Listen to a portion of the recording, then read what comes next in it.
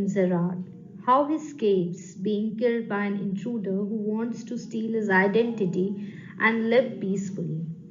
Gerard fools the intruder, confines him in a cupboard, and finally hands him over to the sergeant. So Gerard lives alone in a lonely cottage. An intruder who is criminal enters his cottage.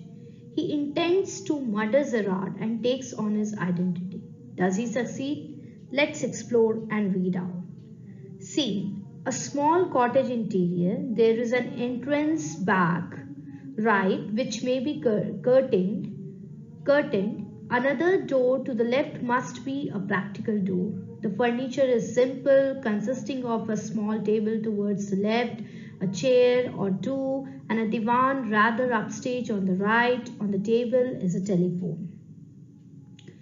So when the curtain rises, Gerard is standing by the table making a phone call. He is of medium height and wearing horn-rimmed glasses. He is dressed in a lounge suit and a great coat. His voice is cultured. So what do we come to know about this after reading this? The play is set in a small cottage. The room has an entrance on the right hand side with a curtain on it. There's another door to the left side of the room which is in use. The room has simple furniture, small table to the left, a chair or two, and a small bed on the right side of the room.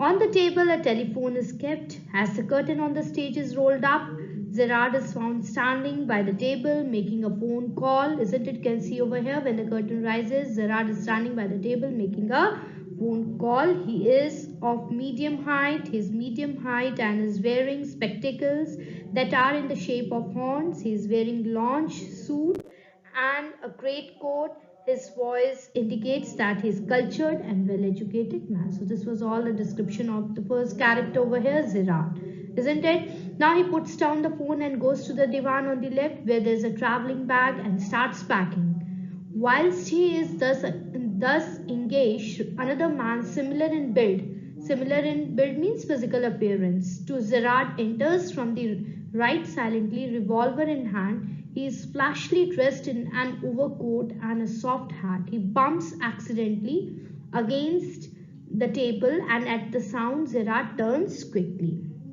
So Gerard is speaking on the phone. He says that the person should call him up directly. He adds that he would reach in 10 minutes, bids goodbye and puts the receiver back on the phone. Then he goes to the divan and starts packing the stuff in a traveling bag. Whilst he is busy packing, another man who is similar to Gerard enters the room silently from the right side. He has a gun in one hand. He is dressed in bright colored dress and overcoat, flashily as you can see. So bright colored dressed, isn't it? Overcoat and a soft hat. He bumps into the table and Gerard turns around at the sound.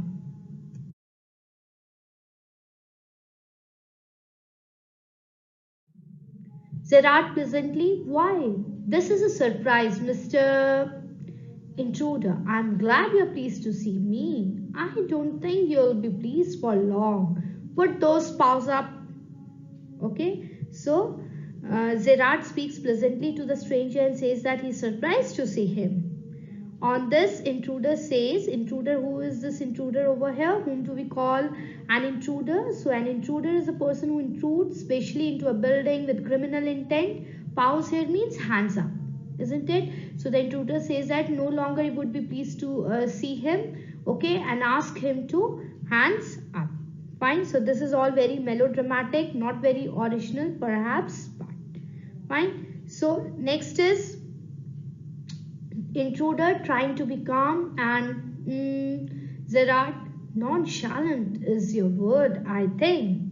Okay, nonchalant means not showing anxiety, interest or enthusiasm. So trying to be very calm, not trying to be anxious. Intruder, thanks a lot. You will soon stop being smart. I'll make you crawl. I want to know a few things. See? Gerard, anything you like, I know all the answers. But before we begin, I should like to change my position. You may be comfortable, but I am not. Gerard says this, okay? So Gerard adds that he wants to say that he's trying to be calm and nonchalant, that is, not to show anxiety or enthusiasm. Fine. The intruder thanks Gerard for completing the sentence and says that soon he will stop acting smart. He adds that he will torture him and make him crawl. So as you can see the sentence over here, he says that so soon he will make him crawl on his, isn't it? So I'll make you crawl. I want to know a few things. See. Gerard, anything you like. I know all the answers, but before we begin, I should like to change my position. You may be comfortable, but I am not. So Gerard says that the intruder could ask him anything, but before that, he wanted to sit comfortably. The intruder commands Gerard to sit on the chair and sits on the divan. He wants to talk about the two of them. So intruder says, sit down there and no funny business. Motions to a chair. He moves towards the chair and sits himself on the divan by the bed. Now then, we will have a nice little talk about yourself, Gerard. At last, a sympathetic audience. I'll tell you the story of my life. How as a child I was stolen by the gypsies and why at the age of 32 I find myself in my lonely Essex cottage. How? Gypsies here means nomads. So Gerard says that finally he is a person who is concerned about him and wants to know about his past. He adds that he would tell him about his life, how as a child he was stolen by a group of nomads and why at the age of 32 years was he living all alone at the small cottage in Essex. By saying this, he developed an air of suspense around him. Okay, so next. Intruder, keep it to yourself and just answer my questions. You live here alone? Well, do you? Gerard, I'm sorry. I thought you were telling me, not asking me. A question of inflection. Your voice is unfamiliar. Now, the intruder was not intrigued by Gerard's words. He wanted answer to a set of questions and did not want to hear what Gerard had to say. He asked if Gerard lived there alone. So inflection here means a change in the modulation of voice, right? So Gerard says that the way in which the intruder spoke made him feel that he was telling him that he lived alone rather than asking him if he did live alone. He added that the intruder's voice was not familiar to imply that he wanted to know about him. Okay, so intruder here says with emphasis, do you live here alone, Gerard? And if I don't answer, intruder, you have got enough sense not to want to get hurt. So he tries to threaten Gerard, I think good sense is shown more in the ability to avoid pain than in mere desire to do so. What do you think, Mr. Intruder? Never mind my name. I like yours better, Mr. Gerard. So here he's trying to take his, actually he's come to, take his identity. What are your Christian names, Gerard? Vincent Charles? Intruder, do you run a car? Gerard, no. Intruder, that's a lie. You are not dealing with a fool. I'm as smart as you and smarter. And I know you run a car. Better be careful, wise guy. Isn't it? So here he just interacts with Gerard. The intruder tries to threaten him and wants certain answers to his question, isn't it? And Gerard spoke intelligently and replied that his good sense reflected in his ability to avoid pain than the mere desire to avoid it. He asked the intruder about his opinion and addressed him as Mr. to indicate that he wanted to know his name. On this, the intruder replied that he need not know his name and on the other hand asked Gerard his Christian names. That is the name he was given. Christian name here means the name given, isn't it, when he was baptized in the church. So Gerard on this answered that his name is Vincent Charles. So intruder, do you run a car? So Gerard says no. Gerard replied negatively. Intruder, that's lie. You are not dealing with a fool. I am as smart as you and smarter and I know you run a car. Better be careful, wise guy. So the intruder said that Gerard was lying. He said that he was not foolish. He was smarter than him and knew that he had a car. He warned Gerard not to befool him. So Gerard again ask him a question. Are you American or is that merely a clever imitation? Gerard asked the intruder if he really is an American or was he trying to copy American accent. Intruder, listen, this gun's no toy. Okay, so he says that this is not a toy. I can hurt you without killing you and still get my Answer. Gerard, of course, if you put it like that, I'll be glad to assist you. So Gerard showed that he got scared and said that he would be happy to help the intruder. He accepted that he had a car and said that it was in the garage. Intruder, that's better. Do people often come out here? Gerard, very rarely. Surprisingly, few people take the trouble to visit me. There is the baker and the greengrocer, of course, and then there's a milkman, quite charming, but no one so interesting as yourself. So as we know that, you can just analyze after reading this part of the chapter, after reading this part of the drama, that Gerard seems to be very intelligent. Gerard replied that he really had any visitors. He added that very few people underwent the trouble of visiting him. Other than the baker, greengrocer and the milkman, no one else bothered to visit him. Intruder, I happen to know that you never see tradespeople. Gerard, you seem to have taken a considerable amount of trouble since you know so much about me. Won't you say something about yourself? You have been so modest. Intruder, I could tell you plenty. You think you're smart, but I am the top of the class round here. I have got brains and I use them. That's how I have got where I have. Gerard, and where precisely have you got? It didn't require a great brain to break into my little cottage. Now, what happens after that? The intruder said that he had come to know that Gerard did not meet tradespeople. Gerard commented that the intruder had gone through a lot of trouble to gain information about him. He added that as the intruder knew a lot about him, he should disclose some details about himself too. He added that the intruder had been reserved and had not talked much about himself. So the intruder said that he had a lot to talk about himself. In case Gerard thought himself to be smart, he was smarter, he had brains and used his intelligence to achieve things. So Gerard commented that the man had just broken into a small cottage, which was not a big deal and did not require much intelligence. So intruder, when you know why I have broken into your little cottage, you'll be surprised, and it won't be a pleasant surprise for you. Gerard, with you figuring so largely in it, that is understandable. By the way, what particular line of crime do you embrace, or aren't you a specialist? Intruder, my specialities, jewel robbery. Your car will do me a treat. It's certainly a dandy bus. Big bus, it means. Gerard, I'm afraid jewels are few and far between the wilds of Essex. Intruder, so are the cops. I can retire here nicely for a little while. Gerard, you mean to live with me? A triple sudden, isn't it? You have not been invited. Now, the intruder said that the reason for his entering Gerard's cottage would surely shock Gerard or surprise him. Gerard replied that by seeing the intruder's behavior, he knew for that his reason for entering his house would be shocking. Then he inquired about the crime that the intruder specialized in. Dandy here means stylish, big, fashionable, isn't it? The intruder replied that he specialized in jewel robbing. He added that Gerard's car would be gift for him because it is very stylish.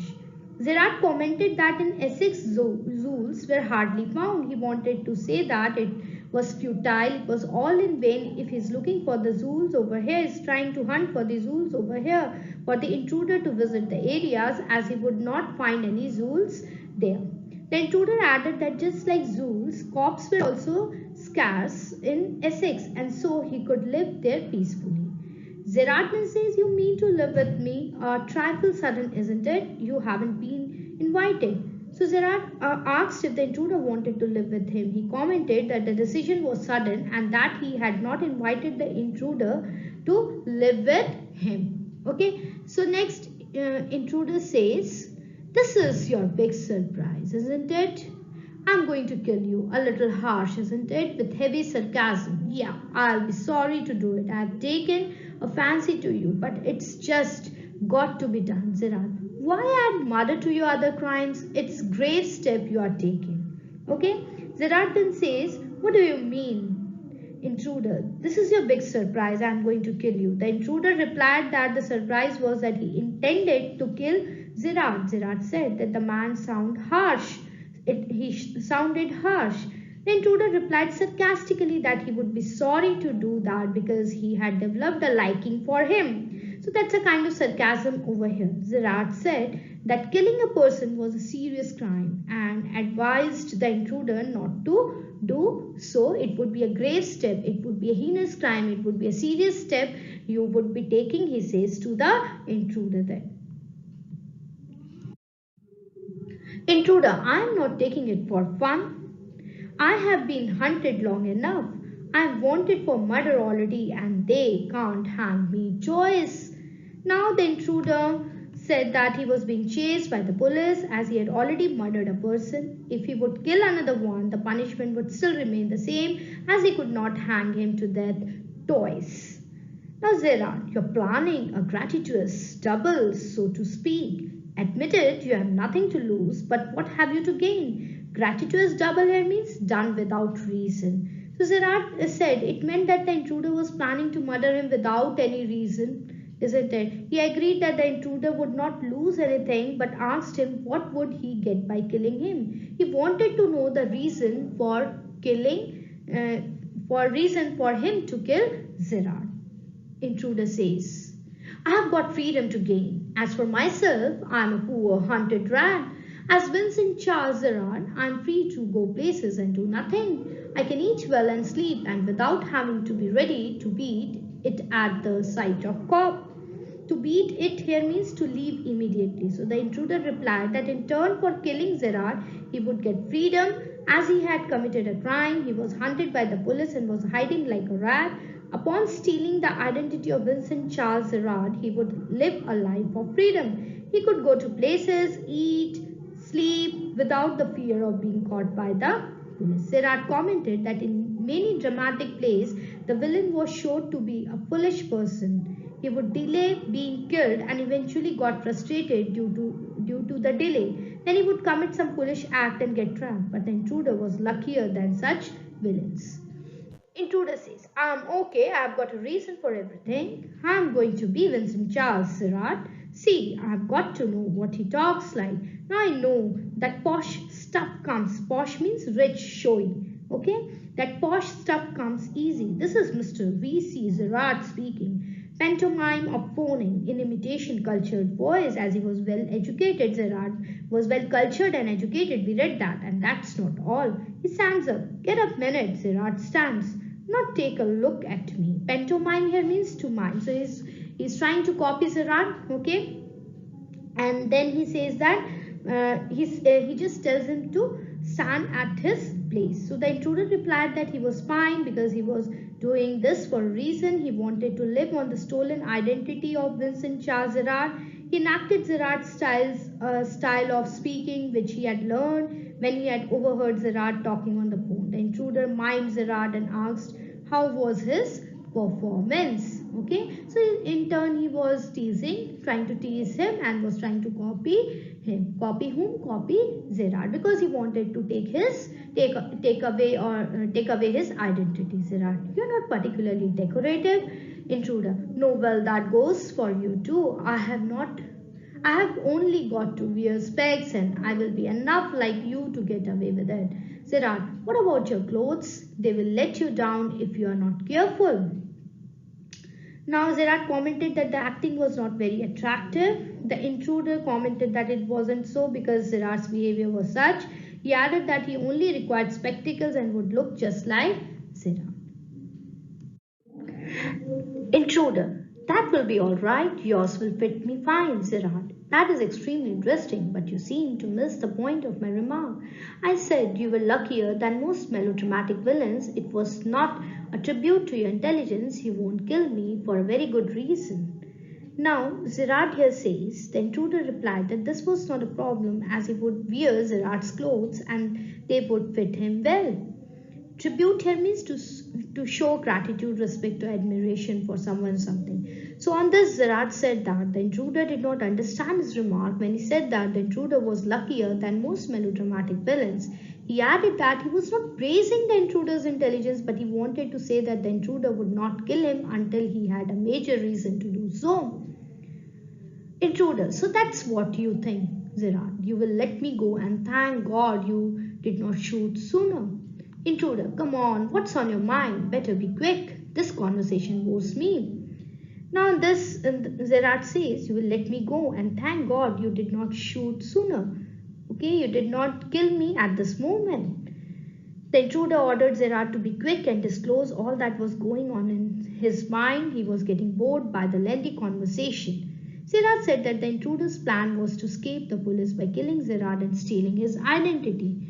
Zerat says, your idea is to elude to cheat the police by killing me and taking on my identity, right? Intruder says, yes, I like the idea. Zerat, but are you sure it's going to help you? Intruder says, yes, I like the idea. Now listen here, I have got this all planned. I did a job in town. Things went wrong and I killed a cop. Since then, I have done nothing but dodge. Now, dodge here means to avoid someone, here the police. The intruder said that he had planned everything. He did a job in the town, something went wrong, and he murdered a policeman. Since that day, he was on the run. Sirat, and this is where dodging has brought you? Sirat said that finally the intruder had reached his cottage while running from the police. It brought me to Ellsbury. That's where I saw you in the car. Two other people saw you and started to talk. I listened. It looks like you are a bit queer. Queer means strange, kind of mystery man. Sirat, a mystery? Which I propose to explain. Intruder, disregarding him. You phone your orders and sometimes you go away suddenly and come back just the same. Those are just the things I want to do. Hearing about you was one of my luckiest breaks. So, what he said after that was the intruder overlooked Gerard's request and continued his speech. He said that Gerard would order things over the phone, would go away and return suddenly. He also wanted to do such thing. Getting to know of Gerard was the luckiest happening for him. Gerard commented that the intruder was not intelligent to guess that why was he surrounded by this air of mystery. Okay, a mystery which I propose to explain. He says, Gerard, apparently you haven't the intelligence to ask why I am invested in the cloak of mystery. Intruder, preparing to shoot. As I said before, this conversation bores me. So here, Gerard warned the intruder not to act foolishly. If he shot at him, he would be hanged to death. He added that even if he stole Gerard's identity, he would be hanged to death. Okay, so that's what here intruder also just interacts with him and says that the conversation is being too lengthy and he's getting rude. Don't be a fool. If you shoot, you'll be hanged for sure. If not as yourself, then as Vincent Charles Gerard, intruder. What is this? Just trying to, create suspense. The playwright Gerard actually is trying to create suspense. He's a good playwright. You can see over here. He's trying to weave another story. Next he says, this is your big surprise. I said you wouldn't kill me and I was right. Why do you think I'm here today and gone tomorrow? Never see tradespeople. You say my habits would suit you.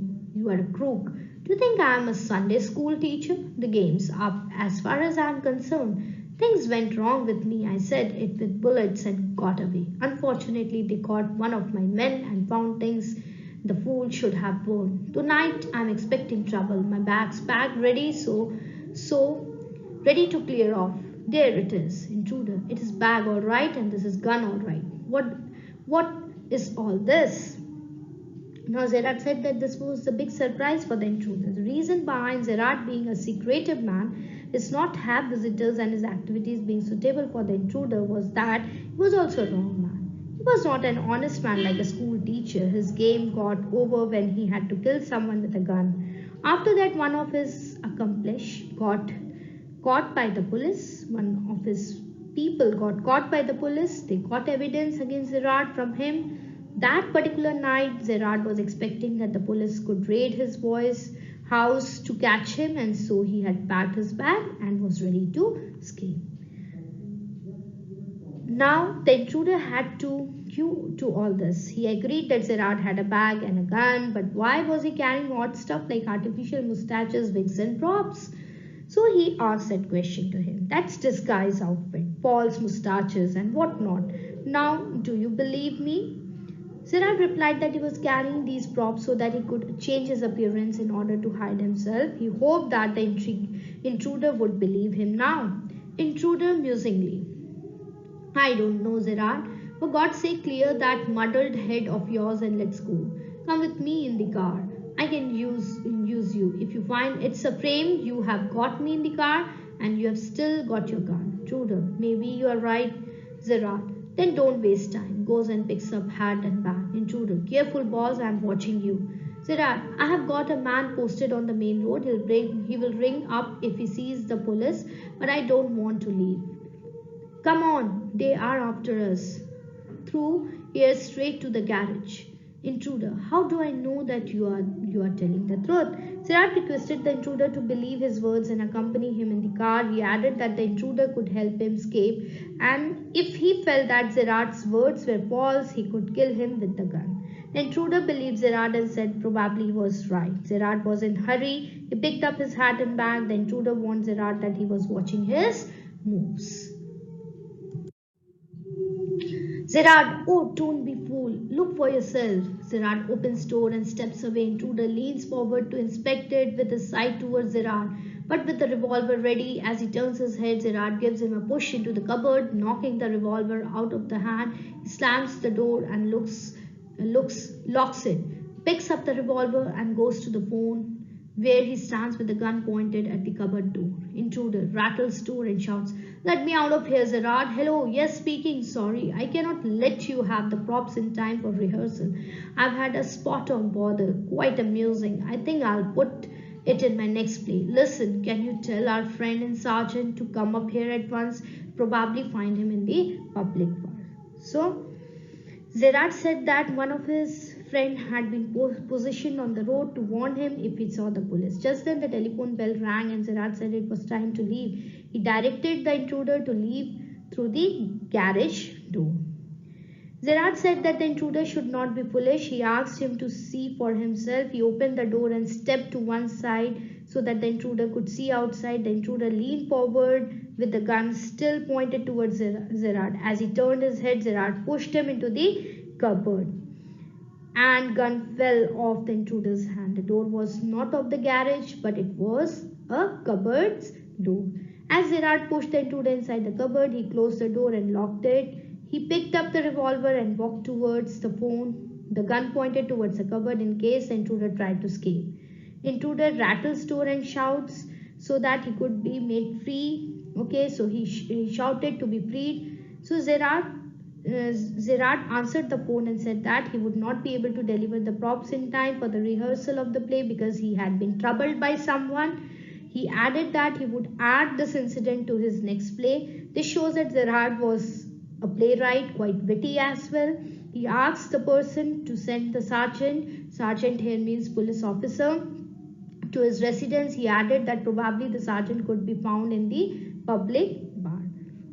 So this is what we learned about the characters here over here. Hope you loved the play and enjoyed as well. Thank you and have a nice day.